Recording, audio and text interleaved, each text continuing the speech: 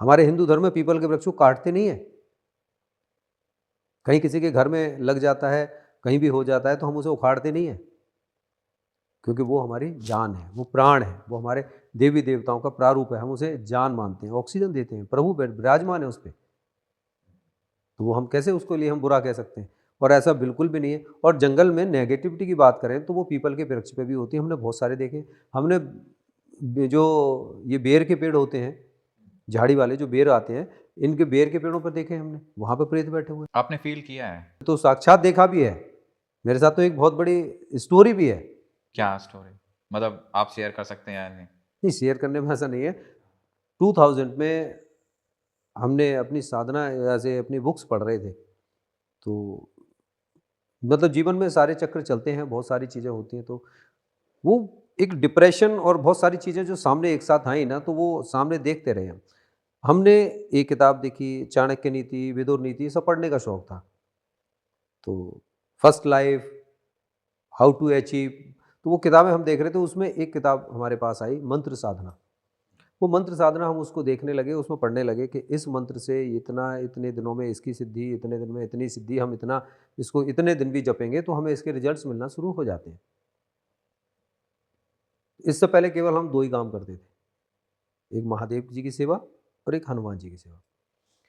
तो हमने वो माता रानी के मंत्रों को देखा, हम उनको बैठ गए, हमने कहा कि इससे अच्छा समय कोई भी नहीं है। उसमें हम फैमिली हमारी वहाँ नहीं, सब अपने अपने घर, बहुत सारी चीज़ें परिवार में चलने लगी, हमारे साधना को उन सारी चीज़ को लेकर नहीं साहब। तो थोड़े दिन के लिए अलग जो रखा, तो हमने कमरा बंद किया, मतलब मकान बाहर से बंद किया, गाड़ी अंदर खड़ी, इधर पेड़ लगे हुए हैं, इधर पेड़ लगे हुए हैं, पूरा सारा अंदर भी मकान खुला हुआ सारा।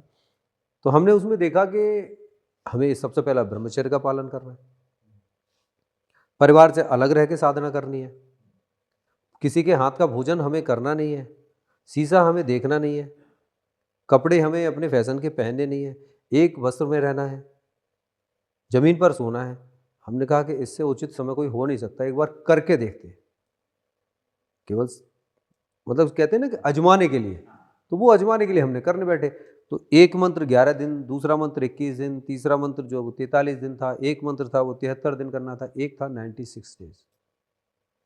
कंडीशन ये थी कि आपको अपने आप बनाना है, बाहर कहीं जाना नहीं है, जो कुछ भी है उसी में भोजन आपको करना है। अब 96 डेज में ना तो आप सब्जियां ला के रख सकते, खराब हो जाएँगे। ना फल रख सकते, बाहर आपको जाना नहीं, बाहर ताला लगा दिया, कोई मतलब नहीं, कोई फ़ोन नहीं। उस ज़माने में तो फ़ोन होते भी नहीं। नहीं, फ़ोन तब भी थे हमारे पास। फ़ोन तब हमारे पास, हाँ, 2000 में इतना बड़ा हमारे पास फ़ोन हुआ करता था, वो फ़ोन में सुनने के भी पैसे लगते थे। तो फ़ोन-वोन सारा सब साइलेंट, बिल्कुल स्विच ऑफ करके रख दिया, कोई लेना-देना नहीं। ज़मीन पे सोना, एक अंगोछा बाँधना, सुबह को अपने वही पहन के सुबह को नहाना, दूसरा अंगोछा बाँधा, ना तेल लगाना है, ना साबुन लगाना है, ना कंघा लगाना है, ना शीशा देखना है। पहले 4-5 दिन तो हमारे कट गए। जब भूख लगने लगी तो एक, अच्छा, उसमें कंडीशन एक और थी कि एक ही टाइम भोजन करना है आपको। जब एक टाइम भोजन करेंगे तो क्या होगा? अपने आप बनाना पड़ेगा, कोई और किसी के हाथ का खाना नहीं, चाय नहीं, कॉफ़ी नहीं, कुछ नहीं। अब एक टाइम में 4-5 दिन कटने के बाद में पेट जब आदी नहीं है इस चीज़ के कि भूखे रहने के, तो फिर भूख लगने लगी तो हमने रोटी बनानी।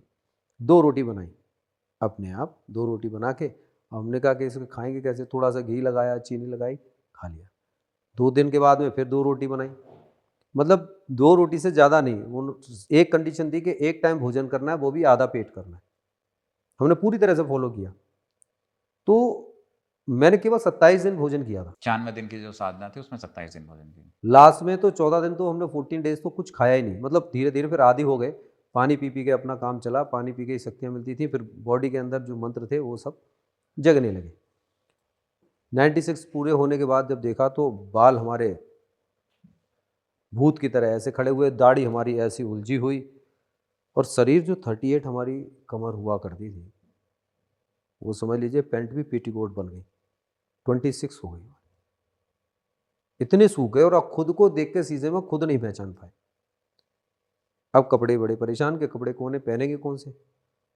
फिर उसके बाद शैम्पू लगाया, धोए, बाल धोए, बड़े मुश्किल से बाल ठीक हुए, फिर तेल लगाया, दाढ़ी ठीक करी, फिर मतलब आँखें महीनों तक सुरखलार नहीं थी। लेकिन अनुभव क्या मिला आपको, एक्सपीरियंस? फिर उसी क्षण में हम चले, रात को 12:15 बजे जब हम चले, रात को 12:15 बजे, तो हमने कहा कि बाइक लेके हम निकले। तो घर से थोड़ा दूर पे ना एक शमशान घाट है, उसका तकरीबन इतना ऊंचा ब्रेकर बना दिया था कि शमशान घाट के गेट के एक उस साइड में और एक इस साइड में, मतलब बीच में वो गेट था, रोड पे दोनों तरफ बना दिया था कि यहाँ से कोई भी निकले तो गाड़ी 10 की स्पीड से नहीं निकल सकती थी।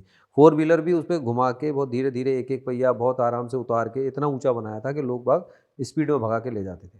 तो शमशान घाट था, वहाँ पे लोग बैठे रहते थे, भाई अर्थियाँ तो आती हैं। तो बाइक भी ऐसी थी, पहले स्कूटियाँ नहीं थी, बाइक भी नीचे से टकरा जाए इतना ऊंचा ब्रेकर था। तो जैसे हमने पहले ब्रेकर से अपना पहला वाला पहिया ऐसे निकाला और जैसे ही वो पहिया हमारा आगे वाला चक्का ब्रेकर पे निकला और दूसरा ऊपर चढ़ा, अचानक देखते हैं 9 साढ़े 9 फीट का एक बहुत बड़ा आदमखोर सा आदमी सामने, बिल्कुल पहिए के सामने। अब गाड़ी तो नॉर्मली उतारी है ना हमने, जैसे क्लच छोड़ के थोड़ी सी गाड़ी बढ़ाते हैं बस इतनी, भाई आगे तो टकराएगी भी नहीं। वो ऐसे करके जैसे ही उस ब्रेकर से उतरी है, सामने देखा हमने कि हमारे सामने एक ये बड़े बड़े उसके हाथ जैसे हमारा पंजा है, उसका इतने इतने बड़े पंजे, ये मोटी मोटी जांग, 9.5-10 फीट का आदमी और बड़े बड़े बाल उसके शरीर पर। जैसे ही वो पिछला पहिया उस पर आया, उन्होंने अगला पहिया पकड़ के और मेरी बाइक को ऐसे फेंका जैसे कोई छोटे बच्चे डिश नहीं फेंकते, वो डिश ऐसे करके फेंक दी और बाइक मेरी कम से कम 15 मीटर के करीब ऐसी खिंचती हुई इतनी स्पीड से फेंका, वो चिंगारियां निकलती हुई घिसती हुई 15-20 मीटर तक चली गई। मैं जब पीछे को उन्होंने फेंका तो मैं पीछे को गिरा, जब मैं गिरा तो वो डिवाइडर पे ये मेरे यहाँ पर लगा। अपना हाथ, इतना सेंस आ गया कि फेस बचाओ सर बचाओ, कुछ नहीं। तुरंत मैंने ऐसे हाथ लगाया तो ये मेरे दोनों हाथ बिल्कुल छिल गए, खून हो गया। अब मैंने क्या देखा कि जैसे ही मैं 2-3 मैंने ऐसे करके कलामुंडी खाई और जैसे ही मैं ऐसे करके देखा तो वो इतना बड़ा जो मानुस था, जो आदमखोर की तरह, वो छोटा जो सफ़ेद रंग के आपने वो देखी ना पवेलियन कुत्ते जो होते हैं, वो इतना बड़ा पवेलियन कुत्ते की तरह बन गया और उसने जहाँ मेरा ब्लड गिरा था उसने फटाफट चाटा, उसको चाट के शमशान घाट में अंदर चला गया। अब मुझे, जो मैंने साधनाएं की थी, तो मुझे अपने आप पे बड़ा गुरूर था कि मेरे साथ ऐसा हुआ, देखता हूँ। तो हम अंदर को चले, हम शमशान घाट में अंदर घुसने लगे, जैसे ही मुश्किल से 5-7-10 मीटर हम अंदर गए होंगे, पीछे से आवाज़ लगती है कि वापस आ जा। कौन, किसने दी आवाज? हमारी साधनाएं जो पीछे, भाई हमारे ऊपर हमारे रक्षक भी तो बैठे हैं, हाँ, कहीं ना कहीं आपको अनुभूति हुई कि वापस आ जाओ। हमारे हनुमान जी बैठे हुए हैं, माता रानी बैठी हुई हैं, आपको हर जगह पर, यदि आप साधना कर रहे हैं तो आपको हर जगह पर इंडिकेट मिल जाएगा, आपके पीछे से आवाज़ आपको मिल जाएगी। कोई और नहीं सुनेगा लेकिन आप सुनेंगे, यदि आप सच्ची साधना कर रहे हैं तो पीछे से आवाज़ आई वापस आ जा।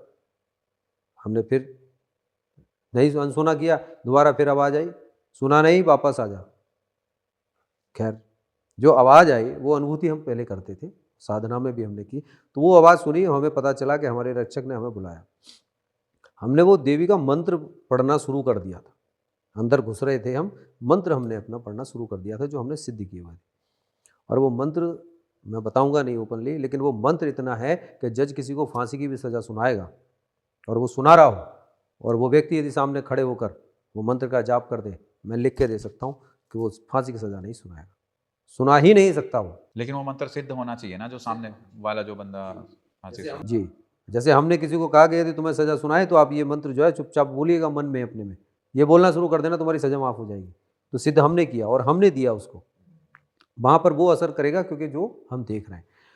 वापस जब हम वापस आए हैं, शमशान से वापस निकल के आए हैं, फिर घर आए हैं, तब हमने वो देखा। उस दिन तब महसूस हुआ कि ऐसे आदमखोर भी होते हैं। तब हमने भैरव जी की साधना की।